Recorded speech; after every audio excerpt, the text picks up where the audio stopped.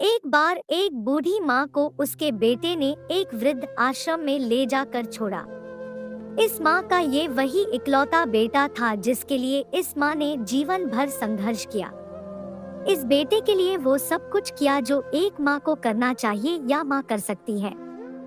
और आज भी अपने बेटे को किसी भी तरह की परेशानी ना हो इसलिए आश्रम में रहने के लिए भी तैयार हो गई।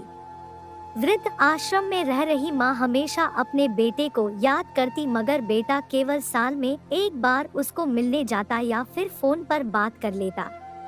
कई साल बीत गए। वृद्ध आश्रम से बेटे को एक दिन फोन आया। उन्होंने कहा, बेटा जल्दी से आश्रम आके अपनी माँ से मिल लो, वो बहुत सीरियस है। बेटा जब अपनी बीमार माँ के पास पहुँचा तब वह अपनी आखिरी सांसें गिन रही थी। बेटे ने अपनी माँ से उसकी आखिरी इच्छा पूछते हुए कहा, माँ मैं तुम्हारे लिए क्या कर सकता हूँ बताओ।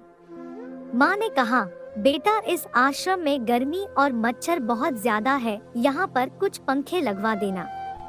फ्रीज ना होने की वजह से यहाँ पर हम बूढ़ों को कई बार भूखे पेट ही सोना पड़ता है, क्योंकि किसी ने दिया हुआ खाना खराब होने से नहीं बचा पाते। तो इस आश्रम के लिए एक दो फ्रिज भी खरीद कर दे देना। बेटे ने अपनी माँ की सारी बात सुनी और अपनी माँ से पूछा, आपने इतने साल यहाँ पर निकाल दिए पर आपने कभी भी यह बातें मुझसे नहीं कही और अब जब आपके पास टाइम नहीं बचा है तब आप यह सब कह रही हैं, ऐसा क्यों? माँ ने बेटे को जवाब देते हुए कहा, बेटा मैंने गर्मी, भूख और पीड़ा सहन कर ली, लेकिन मुझे पता है जब तेरे बच्चे तुझे यहाँ पर छोड़कर जाएंगे तब तू यह सब सहन नहीं कर पाएगा, इसीलिए तेरी सुविधा के लिए मैं तुझे यह सब लगाने के लिए कह रही हूँ।